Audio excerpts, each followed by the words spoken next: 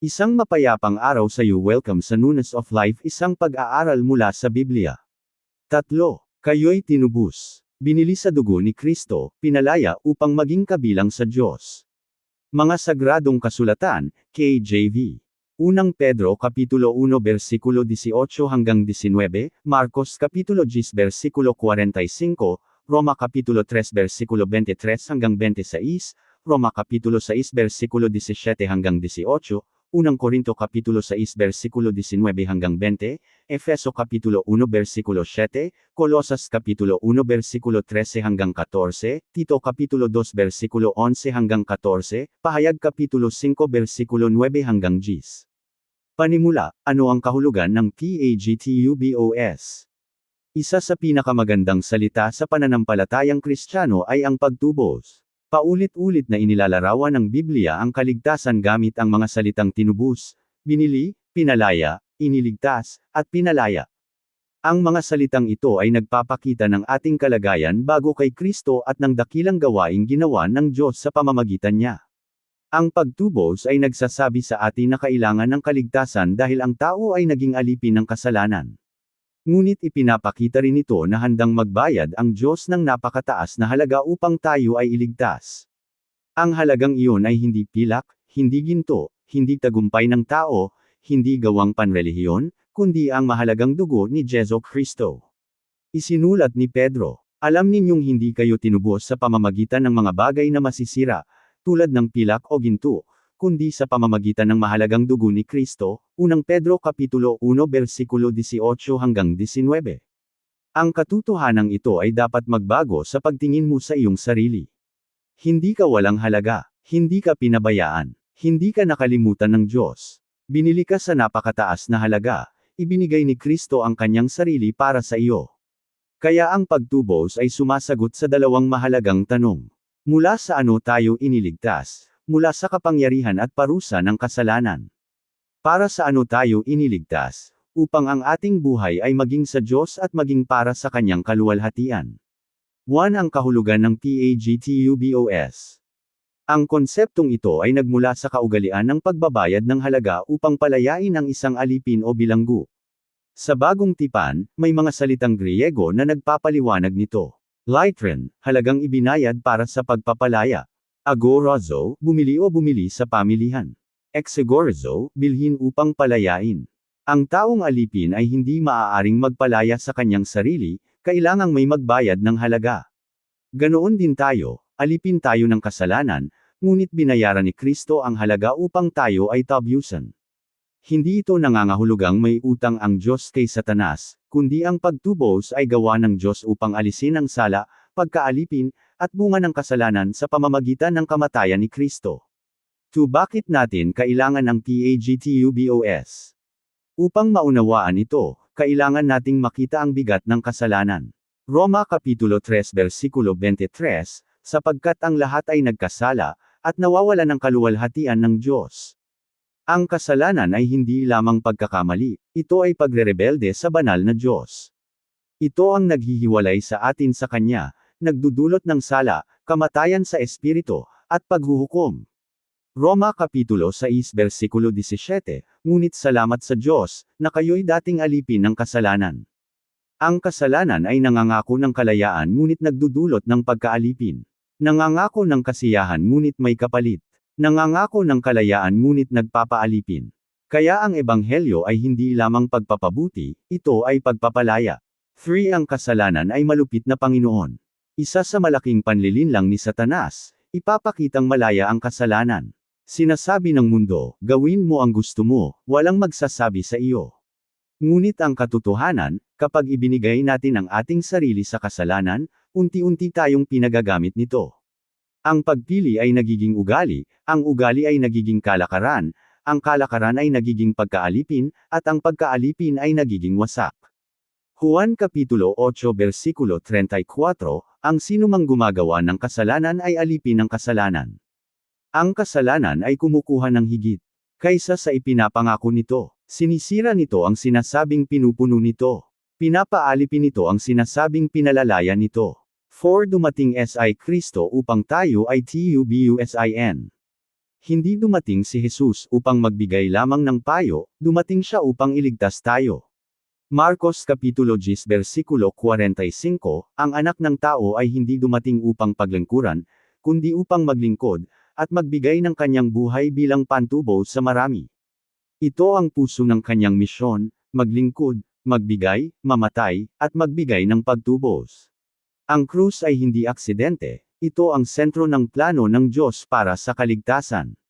5. Ang halaga ng PAGTUBOS ay ang dugo ni Kristo. Hindi sa pilak o ginto, kundi sa mahalagang dugo ni Kristo. Ang ginto at pilak ay mahalaga, ngunit hindi nito kayang tabyusan ang kaluluwa ng tao. Kailangan ng higit na mahalaga, ang dugo ng walang salang anak ng Diyos. Siya ay hindi karaniwang tao, siya ang tagapagligtas, ang kanyang sakripisyo ay sapat, at ang kanyang muling pagkabuhay ay patunay ng kanyang tagumpay. 6. Ang PAGTUBOS ay nagpapakita ng pag-ibig ng Diyos. Roma Kapitulo 5 versikulo 8, ipinadama ng Diyos ang kanyang pag-ibig sa atin nang mamatay si Kristo para sa atin noong tayo'y makasalanan pa. Hindi naghintay si Kristo na maging mabuti tayo bago tayo mahalin, minahal niya tayo noong tayo'y makasalanan pa. Kaya ang pagtubos ay mula sa biyaya, hindi dahil sa karapat-dapat tayo, kundi dahil pinili niya tayong mahalin. 7. Ang iyong nakaraan ay hindi na ang may-ari sa iyo. Maaaring may malalim kang pinagsisisihan, maling desisyon, nasaktang kapwa, nasayang na panahon, masamang ugali, kahihiyan. Ngunit ang pagtubos ay nangangahulugang hindi na ang nakaraan ang iyong Panginoon. Kayang magpatawad, magpanumbalik, at magbago ni Kristo. Tulad ni Pablo, dating mapanligalig ng iglesia, ngunit ginamit ng Diyos ng dakila. Ang iyong nakaraan ay maaaring bahagi ng patuto, ngunit hindi na nito tinitutukoy ang iyong kinabukasan. 8. Ang PAGTUBOS ay nangangahulugang kabilang ka na kay Kristo. Hindi lamang, pinalaya ako, kundi, kabilang ako sa Kanya na tumubos sa akin. Ang kalayaang Kristiyano ay hindi kalayaang gawin ang gusto, kundi kalayaang maglingkod sa Diyos. Roma Kapitulo 6 versikulo 18, palaya na mula sa kasalanan, naging alipin na kayo ng katwiran. Mula sa pagkaalipin ng kasalanan tungo sa paglilingkod sa katwiran. Ang kalayaang biblikal ay may layunin. 9. Ang kalayaan ay hindi paggawa ng anumang gusto. Ang tunay na kalayaan ay hindi pagbabalik sa pagkaalipin. Isipin mo ang taong iniligtas sa nasusunog na bahay, hindi siya malaya upang bumalik sa loob. Ganoon din, pinalaya tayo ni Kristo upang mamuhay para sa Diyos, hindi upang bumalik sa kasalanan. Ang iyong katawan ay kay Kristo.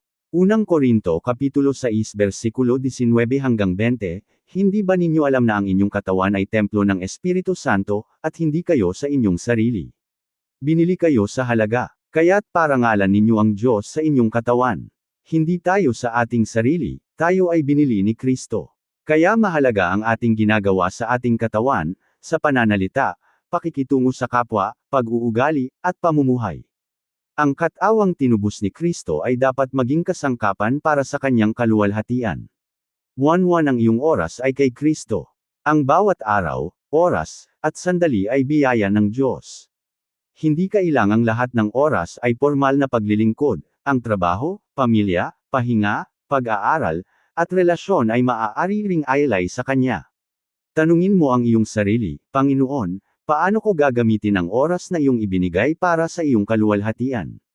1. Ang iyong mga kalakasan ay kay Kristo. Ang bawat kaloob, pagtuturo, pangangaral, pag-awit, pagpapalakas, paglilingkod, pagbibigay, pamumuno, ay hindi para sa sariling kaluwalhatian. Ito ay ipinagkatiwala sa atin ng Diyos. Unang Pedro Kapitulo 4 versikulo 10, gamitin ninyo ang kaloob na natanggap ninyo para sa ikabubuti ng iba. 1.3 Ang iyong kinabukasan ay kay Kristo. Hindi na para sa sariling hangarin, kundi isinusuko natin ang ating mga plano sa Diyos. Hindi ibig sabihin na hindi na tayo magpaplano, kundi alam natin na siya ang may hawak ng bukas. Santiago Kapitulo 4 versikulo 15, sabihin ninyo, kung papayag ang Panginoon, mabubuhay tayo at gagawin ito o yun. 1.4 Ang PAGTUBOS ay nagdudulot ng pagpapatawad. Efeso Kapitulo 1 versikulo 7, sa Kanya ay mayroon tayong pagtubo sa pamamagitan ng Kanyang dugo, ang kapatawaran ng mga kasalanan, ayon sa kayamanan ng kanyang biyaya.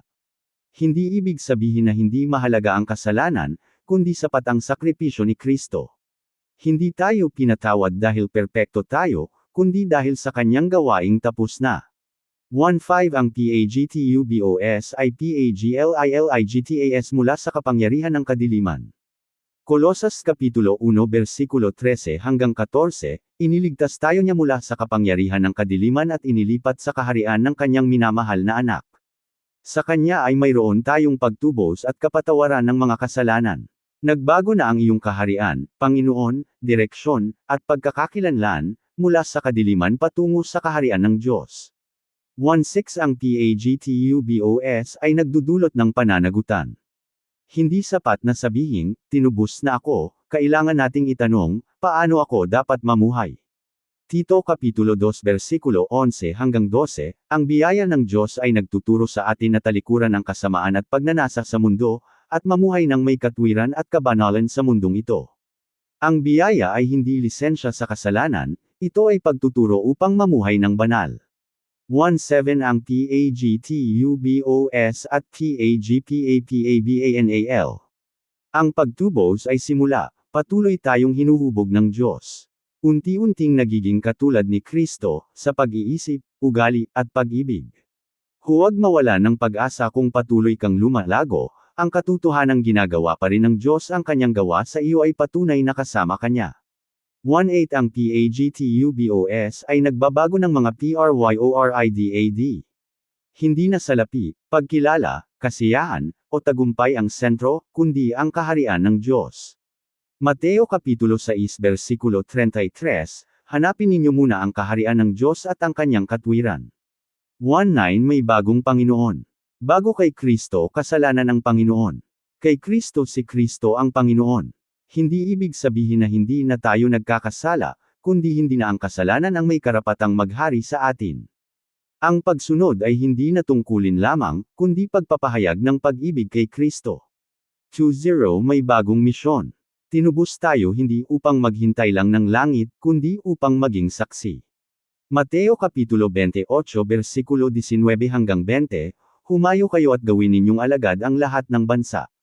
Hindi mo kailangang alam ang lahat, sabihin mo lang kung ano ang ginawa ni Jesus sa iyo. Ang iyong kwento ay maaaring maging daan upang marinig ng iba ang ebanghelyo. 2.1 Ang PAGTUBOS ay nagdudulot ng PAGPAPASALAMAT. Isipin mo ang ginawa ni Kristo, pinatawad ka, iniligtas, inampon, binigyan ng bagong buhay, espiritu, layunin, pag-asa, at buhay na walang hanggan. Ang tamang tugon ay pagsamba, hindi dahil laging madali ang buhay, kundi dahil laging karapat-dapat si Kristo. 2.2 Ang pinakadakilang larawan ng PAGTUBOS. Pahayag Kapitulo 5 versikulo 9, karapat-dapat kang kunin ang aklat, sapagkat ikaw ay pinatay, at sa iyong dugo ay tinubos mo ang mga tao para sa Diyos. Hindi tayo tinubos mula sa isang bagay lamang, tayo ay tinubos para sa Diyos.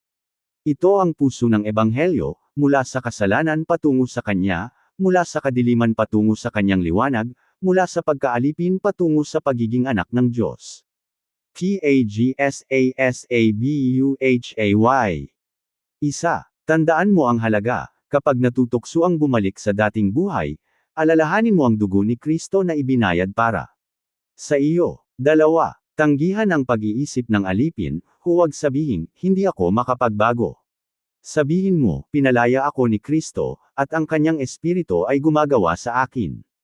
3, isuko ang iyong buhay kay Kristo, ang iyong katawan, isip, relasyon, trabaho, pananalapi, kaloob, oras, at kinabukasan, lahat ay kanya. 4, gamitin ang kalayaan ng may karunungan, hindi ito pagbabalik sa kasalanan, kundi paglilingkod sa Diyos. 5, mamuhay bilang kabilang kay Kristo, bago magdesisyon, tanungin mo, ipinaparangal ba nito ang aking tagapagtubos? Mga tanong, ano ang tunay na kahulugan ng pagtubos? Mula sa ano ako tinubos ni Kristo? Anong halaga ang ibinayad para sa akin? Bakit ang dugo ni Kristo ang sentro ng Ebanghelyo? Anong bahagi ng buhay ko ang itinuturing ko pa rin sa akin lamang? Paano dapat baguhin ng pagtubos ang aking pamumuhay, paggamit ng oras, at yaman? Anong kasalanan ang kailangan kong isuko kay Kristo? Paano ko magagamit ang aking mga kaloob para sa kaluwalhatian ng Diyos? Tinubos ako ni Jesu Kristo. Dating alipin ng kasalanan, ngunit pinalaya na ako. Dating hiwalay sa Diyos, ngunit nilalapit na ako sa Kanya. Pinatawad sa pamamagitan ng Kanyang dugo. Hindi na ako sa dating buhay, kabilang ako kay Jesu Kristo. Ang aking katawan, oras, kaloob, kinabukasan, at layunin ay Kanya. Hindi ko gagamitin ang kalayaan upang bumalik sa pagkaalipin, kundi upang maglingkod sa Diyos. Sa Kanyang biyaya, mamumuhay ako para sa Kanyang kaluwalhatian. Ang pagtubos ay isa sa pinakadakilang pagpapahayag ng biyaya ng Diyos. Hindi ka tinubos ng pilak o ginto, hindi rin ng iyong mabubuting gawa o panrelihiyong gawi. Tinubos ka sa mahalagang dugo ni Jesu Kristo. Kaya ang iyong buhay ay may napakataas na halaga, binili ka, pinatawad, iniligtas, at pinalaya. Ngunit tandaan, pinalaya ka hindi upang walang Panginoon, kundi upang maging kabilang kay Kristo. Mundo Ebanghelyo. Ang buhay mo ay sa iyo. Binili ka sa halaga. Mamuhay ka para sa sarili. Parangalan mo ang Diyos sa iyong katawan. Gawin mo ang nagpapasaya sa iyo. Sumunod ka kay Jesus. Panandali ang kalayaan, tunay na kalayaan kay Kristo. Ang tunay na kalayaan ay hindi ang pagtakas sa awtoridad ng Diyos, kundi ang pagtuklas ng ligaya ng pagiging ganap na Kanya. Kaya mamuhay ka bilang taong tinubos ng Diyos. Hayaan mong ang iyong mga pagpili, salita, relasyon, kaloob, at kinabukasan ay maging patuto, tinubos ako ni Kristo, at ako'y Kanya na. Amen. Maraming salamat sa pakikinig. Ako si Pastor Jeff Flores, nagsasabing sa Diyos ang lahat ng papuri.